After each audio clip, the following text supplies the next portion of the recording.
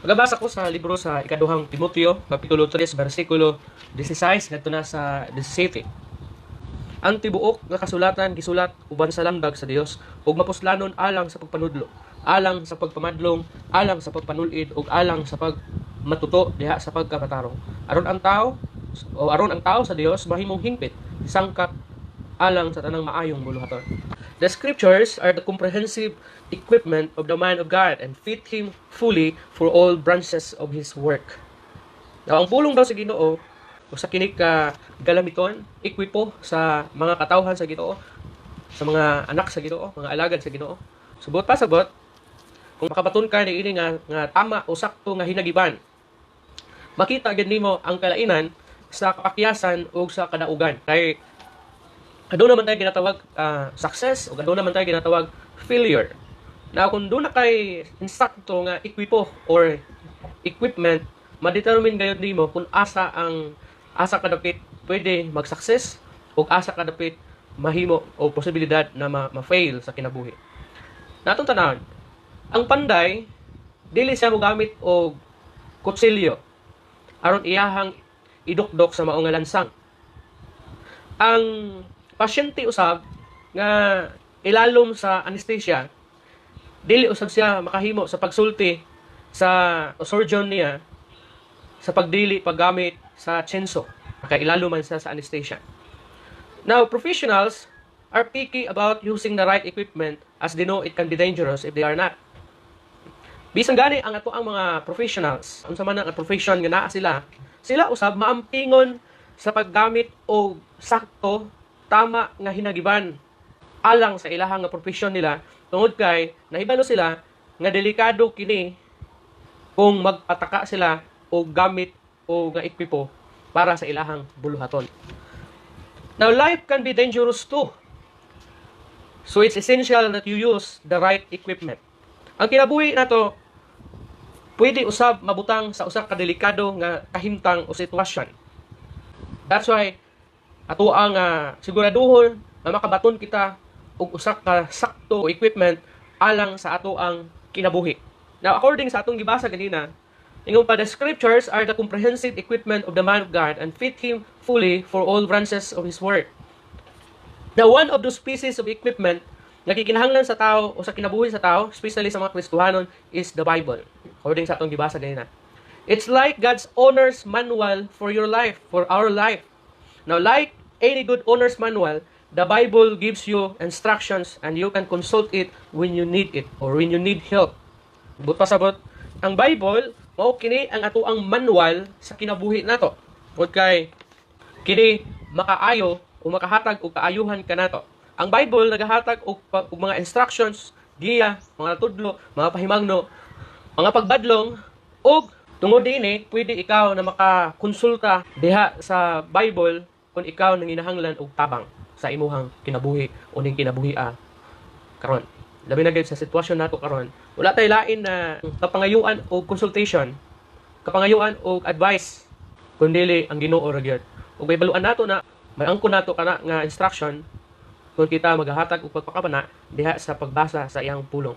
Now, in 2 Timothy chapter 3 verse 17, the scriptures are the comprehensive equipment of the man of God and fit him fully for all branches of his work. Now, there are 4 simple reasons you need the Bible. Adunay upat ka mga rason nganong ikaw kinahanglan nimo ang Biblia. First, to help you know God. Amot lang kung tanan magyud nato nakaila sa Ginoo. Pero kung imong tan-awon ang Biblia, ingon gani ang pulong sa Ginoo nga dili tanan nagtawag kanako Ginoo, Ginoo, makasulod sa gingharian sa akong amahan. So, kung di mo sabton, pwede nga bisan ikaw nagsangpit sa Ginoo, pero pwede nga wala ikaw makaila kaniya diha sa imong kinabuhi. Wala bang kato nakita ni Pablo, samtang nag-adto siya sa Athena, may nakita siya ng mga worshipers na sila gisulat na scripture or pulong dito sa dapit nga diin sila gasimba. Ingon pa dito, ngadto sa Ginoo nga wala namo nailhi. So nagasimba sila, pero wala sila makaila kung kinsa nga Ginoo o kinsa siya o usa siya klase nga Ginoo. So posible di ay na ang tao moingon siya nga nakaila siya sa Ginoo pero actually wala gid siya in knowledge bahin sa Ginoo diha sa iyang kinabuhi. Now bisan si kinsa ka man, Kristohanon ka man, dili ka man na Kristohanon, kinahanglan nimo ang Biblia tungod kay una aron ikaw matabangan sa pag-ila sa Ginoo. Katong elementary pa ta, hibaluan naman nato na before pa nakasulod ang Kristyanismo din sa nasod sa Pilipinas, doon na nay pagsimba nga nagapanghitabo. Kaya lang ang ginahimo sa mga kanino-ninuan nato sa unang panahon, gasimba sila dili sa tinuod nga Ginoo, kundi ang uban kanila gasimba sa bato, sa kahoy, sa tubig, sa adlaw. So inana ang ginahimo sa una. Now, kung wala nakasulod ang Kristyanismo diri sa Pilipinas, antod karon ng mga panahon na, sa inyo kahang pangunahuna, makaila kaha ang tao sa Ginoo, makahibalo kaha ang tao nga dunay Ginoo. Now, kung imo sabton, kung walay mo introduce sa Ginoo, wa gyud makaila sa Ginoo. Ug bisan kung gi-introduce man nimo ang Ginoo, kung dili pod usab kini kanang tagaan ug pagtagad ug tuuhan sa imuhang gisuginlan ini, wala usab kini bili diha sa iyang kinabuhi. Pwede usab nga wala gid sa makaila sa Ginoo diha sa iyang kinabuhi. Now, nature shows us how God is powerful. Makita nimo nga unsa gid kagamhanan ang Ginoo. Unsa siya ka creative, unsa siya ka organize. Kung imo tan-awon ang imuhang kalibot, ang tan-awon nimo mga kahuyan, mga kabukiran, mga kalasangan, tan-awon nimo mga katubigan, kadagatan, adlaw, mga kahimuan sa Ginoo, kung imong tan-awon makita nimo nga ang Ginoo gamhanan gyud siya. O sa imo para nakita, makaingon ka nga kung wala ka nakaila og Ginoo, makapaminsar ka sa imong kaugalingon na ngano kang ang sagbot mo tubo, ngano kang ang kahoy mo tubo, nganong ang tubig sige man og agas. Imagine nimo, makita nimo ang mga dagko na mga sapa sa kabukiran, nga mi idagayday padulong ngadto dito sa kadagatan, makita nimo wa may puno-puno ang dagat nya sige man og agas ang tubig, labi na ni madagko na mga sapa nga abot gyud dito sa kadagatan nato, pero wa may puno-puno. So maka-realize ka nga naa gyud naghimo ani. Now aron ka na mahatagan og katin-awan mo nang kailangan kinahanglan magtuon ka sa Biblia aron mailhan nimo kinsa na siya. Now dili lang ang Ginoo mailhan nimo pinaagi sa mga kahimuan niya, apan daghan usab nga higayon gihatag sa Ginoo or gipadayag sa Ginoo ang iyahang kaugalingon diha sa Biblia. Na kung gusto ka makaila pa gyud sa Ginoo diha sa imong kinabuhi, basaha ang imong Biblia. Ingon pa diri God reveals many other things about himself through the Bible. Kung gusto gid nimo masinati, mahibaluan kung kinsa ang Ginoo, unsa siyang klase nga Ginoo, just read your Bible. Tan-awa, hibalua kung kinsa ang naghimo sa nature nga imong nakita, kung unsa sa kagamhanan. Now to know what God is like, we need the Bible. You need the Bible. Mo nang importante gabasa gid ta sa ato ang Biblia kay aron bisan kun anaata sa kalisod sa kinabuhi nato, kapaitan sa ato kinabuhi nato, may baluan nato nga dunay gyoy Ginoo o gamhanan gyud siya kaysa imuhang mga problema or mga naagian sa kinabuhi. Ikaduha, to teach you the truth. Aron matudluan ka sa kamatuoran. Now, ingon pa, in this age of truth decay, who are you going to trust? Now, kinsa man ang imuhang tuuhan ug saligan karon mga panahon na medyo nagkadaot naman ang kamatuoran. Who are you going to trust? Twitter? Basa ka Twitter, grabe na ka toxic. Daga na mga tao, instead na pangitaon ng kamatuoran diha sa Ginoo, diha sa politician pangitaon. Ang uban mangita sa kamatuoran diha sa Twitter. Ang uban diha sa media. Sa mga klase ng media na siya. Dili nimo masiguro kung kanang gibalita sa mga magbabalita sa tuwa mga media nato kung kana bagyon is tinuod bagid na siya. Genuine bagid na siya. Now in time of truth decay, who are you going to trust? Manahigala igsoon, kung gusto nimo makita ang kamatuoran o mahibaluan ang kamatuoran, just read your Bible. Because the Bible will teach you the truth. Now in John 8:32, you will know the truth and the truth will set you free. So higala igsoon, labi na sa mga Kristohanon, labi na sa may mga knowledge na bahin sa Biblia, may mga kahibalo na bahin sa Ginoo. Isa lang ang saligi. Ang Ginoo, ang pulong sa Ginoo. Kung naa man kay tagaan og 100% nga pagsalig, mao lang gyud ang Ginoo. Mao lang gyud ang pulong sa Ginoo na makita diri sa Biblia. Basa ang Biblia aron mahibaluan nimo ang kamatuoran ug ang kamatuoran maghatag kanimo og kagawasan. Tingong pa, when God speaks through the Bible, He offers eternal truth that you can count on. Diha nga ang Ginoo nagstorya siya, pinaagi sa Biblia, siya naghatag og eternal nga kamatuoran. Walay katapusan na kamatuoran. Walay katapusan na kamatuoran. Kung gusto kag 100% nga kamatuoran, just read your Bible. Open your Bible og tan-awa aron mahibaluan nimo kung unsa ang kamatuoran. Third, to show you how to live. Aron ipakita diha kanimo unsaon sa pagkinabuhi. Ngano gikinahanglan nimo ang Biblia? Aron ipadayag diha kanimo or ipakita diha kanimo kung unsaon sa pagpakabuhi o sa pagkinabuhi. Now, the Bible is God's big instruction book. Ang Biblia usa ka instruction book. Kung gusto ka og kana bitang guidance, gusto ka giya sa adlaw-adlaw nimong pagkinabuhi nimo, just read your Bible. Kung magluto bitaw ta, kung dili pa kasuito sa imong giluto, kinahanglan man mo instruction. Manong palit ka og mga books about sa pagluto. Kung wadto ka sa uban nga mga lugar, kinahanglan nimo og sabi na kung dili ka suito, medyo na kay kwarta-kwarta gamay, kinahanglan nimo og guide, tourist guide. Ang uban, kinahanglan ang Google Map, kaya ron makatuot, makita. Mato ka sa mga kadalanan, may mga signs ka na makita, kaya aron may baluan nimo nga naa na diay ka ni dapit or diri diay ang imong destination nimo. Aron ka dili mawala. Decide pud na sa ato ang kinabuhi. Aron dili ka mawala sa imong kinabuhi, dili ka masaag ning kinabuhi, read your Bible. Read the instructions na makita diha sa Biblia aron masiguro nimo nga wala ka nawala diha sa imong kinabuhi. The Bible, it includes the guidance you need to make life work. Kung gusto nimo mahibaluan ang tanan na instructions, ang tanan na guidance, the Bible is the ultimate guidance, instructions ning kinabuhi nato karon ng mga panahon na. Labi na gid in times ini nga tuang or karong mga panahon sa pandemic, ning panahon sa COVID, kinahanglan nimo ang guidance sa pulong sa Ginoo. Kinahanglan nimo ang Bible. Aron ka madasig, aron ka mulig-on, kay dili gid malikayan na ma-stress ka, ma-depress ka, dili gid malikayan na nakadang dili gid malikayan na kana bitong magduha-duha ka sa kinabuhi, dili gid malikayan na pawat-an ka og paglaom sa kinabuhi kay tungod ni ini nga ato ang gisagubang karon na crisis. Kining pandemic, napagid ang kawaladon. So mo nang aron ka magpabilin nga dasig, magpabilin ka nga lig-on, taliwala sa tanan nga mga panghitabo nga pwede na makahatag kanimo og kaluya sa kinabuhi. Read your Bible. Pangitaa ang diya, ang instructions diha sa pulong sa Ginoo. Ikaupat, to give you spiritual strength. Okay, challenge ni sa mga Kristohanon. Tingali mo ingon ka nga, luya naman ko spiritually. Lahi naman gid kaayo sa una nga ako ang estado sa ako ang spiritual life na ako. Sa una dasig kaayo ko, ganahan kay ko mo awit niya sa Ginoo, ganahan kay ko mo ampo, ganahan kay ko mubasa sa pulong sa Ginoo. Pero karon nganong dili naman ko ganahan ani. Wala na gani siguro ka gimingaw og simba. Nahigala igsoon, read your Bible. Read your Bible because your Bible can able to give you spiritual strength. Kung gusto ka na madasig pag-usab diya sa imong espirituhanon na kinabuhi, just read your Bible.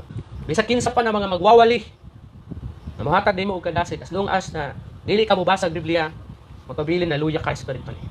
Basaha gid ang pulong sa Ginoo. Ang mga pastor, ang mga alagad sa Ginoo, naalang na sila aron sa pagtudlo, paggiya, pero ang pagbasa kinahanglan ikaw mismo mohimo, kaya aron ikaw mismo magmadasigon.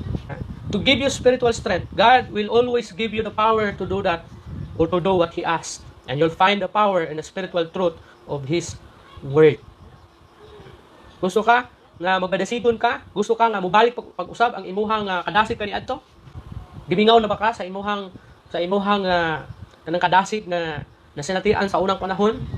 Ubuot na nimo nga mahibalik kadto nga pagbati? Just read your Bible.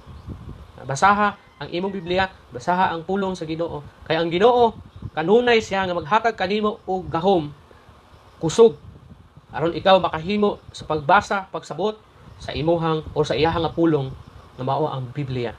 Sa diha nga magbasa ka sa imong Bible, sigurado gayud na ikaw makakaplag og gahom diha sa imuhang espirituhanon na kinabuhi ug mahibaluan nimo ang kamatuoran diha sa iyahang pulong. Manang kung naa man kay gusto nga pangitaon na kamatuoran, ayaw pangitaa sa tao. Bisan sa mga magwawali, mga preacher nato. Ayaw pangitaa sa ilaha. Kung dili pangitaa diha sa pulong sa Ginoo, sa Biblia. Sa ako nang gikaingon, ang mga pastor, ang mga magwawali, muwali lang na, mutudlo, mupahimangno, mumaymay, pero ang maghatag kanimo kaisog ug gahom ug kadasig espirituhanon, mao gyud ang imuhang kanang bitang kinaugalingon na pagtuon sa pulong sa Ginoo ug pagsabot niini. Kung gusto ka kamatuoran, dito ka dangop dayon sa Biblia. Basaha ug pangitaa dito ang kamatuoran na gusto ipadayag diha sa Ginoo sa imong kabuhi. You never know what the day will bring you. But whatever it is, make sure you're equipped with the Bible, God's owner's manual for life. Aron andam ka andam ka sa gubat, preparado ka sa gubat sa kinabuhi, basaha ang pulong sa Ginoo. Mao ni ang armas nimo, mao ni ang imong hinanggiban aron ikaw makalahutay ug resulta sa pagkamadaugon diha sa gubat sa kinabuhi. Nga diin mo'y ato ang nagian karon or may ato ang nasinatian karon ng mga panahon. Make a list of different ways you can get to know God. Paghiwa og mga list dira sa imong kaugalingon. Sa lain na pamaagi aron mahibaluan nimo ug maayo kung kinsa ang Ginoo. And then, what do you learn about God in the Bible that you can't learn anywhere else? But pasabot, kung sa daw imo nakatunan da sa Bible na wala nimo or makatunan o dili nimo makatunan ni bisan kinsa. The Bible was written 1,000 years ago. Even so, how is it a more reliable manual for life than current sources like news, media, or your social media like Facebook, Twitter, Instagram, o uban pa ng mga media outlet? How reliable diya sa imuhang kinabuhi kining Bible. Bisag pagdugay na ni sa gisulat, bisag libo-libo na ka mga katuigan ang nilabay nga gisulat kini nga Bible, pero still reliable gyapon kini diha sa imuhang kinabuhi as manual dira sa imuhang kinabuhi kaysa news, kaysa media, kaysa Twitter, kaysa Facebook, kaysa Instagram, ug sa bisan unsa pa ng mga social media platform na to. The Bible gives you instructions and you can consult it when you need help. Kana lang gitiman eh. Ang Biblia maghatag kanimo og instructions na diin pwede ikaw makakonsulta kung ikaw manginahanglan og tabang. Think of a problem or question you're facing today or this time. Kini bang COVID? Kini bang kawalan-on? Kalisod sa kinabuhi nato? Spend more time reading through the Bible with that situation in mind and see what God teaches you there. Tanawa kung unsa ang itudlo sa Ginoo sa imuha samtang gabasa ka sa pulong sa Ginoo. Believe me. Makakaplag ka kamatuoran kung basahon nimo ang pulong sa Ginoo. Tinuod man na siya, kapoy kanang usahay laayon ka. Ha? Kanang so pa na marabag kanang makaluya kung mabasa ka sa Biblia sa Biblia. To be honest sa inyo kung mabasa ka Biblia, daugon jud ay kanang hagiton jud ka sa kalaay, sa kaluya, sa kakapoy. Mutanaw ka TV, kaya di mo mag-spend og pila ka oras magtanaw og TV, tanaw og mga salida, tanaw og mga teleserye nato. Mubasa ka o kining book o books nato gawa sa Bible or bisan sa newspapers nato. Kaya nimo magbasa og pila ka pages. Pero ang Biblia, isa ka chapter pa lang daan. Hagiton na ka sa kaluya, kakapoy kalaay. Ikala igsoon, ayaw padaog ana tungod kay part na siya sa trabaho sa kaaway. Ang kaaway may una nga dili malipay kung ikaw magbasa og Biblia. May baluan nimo ang kamatuoran. May baluan nimo kung unsa ang tinuod. Ug dili gusto sa tanas ana nga makahibalo ka sa kamatuoran. Mao nang mobasa ka ang Biblia, dukaon dayon ka. Kapuyon dayon ka, laayon dayon ka. Part na siya sa pamaagi sa kaaway, trabaho sa kaaway. Kaya sa kunang gikaingon, kung naa may dili malipay sa pagbasa og Biblia, mao gyud ang kaaway nga si Satanas. Ug ang iyang trabaho, i-discourage ka diha sa pagtuon sa iyang pulong kay aron ikaw muhulong og dili na mupadayon. Ug kay balo siya pag muhulong ka, magkaluya ang imong espirituhanon nga kinabuhi. Manang ako ang hagit sa inyo nga padayon gyud, basa gyud. Dili man tingali matagkaron og unya, pero at least gahatag kag panahon sa pagbasa sa pulong sa Ginoo. And lastly, mahimo lang nimo kining tanan, tagaan lang nimo panahon ug pagpakabana ang Biblia kung doon na kay Kristo sa imong kinabuhi. E bisan sa mga Kristohanon gani usahay ang Biblia dili pa gani mahatagan og pagtagad. Samot na kung dili ka Kristohanon. So aron ikaw kanang magbadasigon makabaton og interest sa pagbasa sa pulong sa Ginoo. Unang nimong himuon, accept Jesus Christ as your Lord and Savior diha sa imong kinabuhi. And then human ni ana, nagaip pagtagad ang pagbasa sa pulong sa Ginoo ug pagpangalagad sa Ginoo.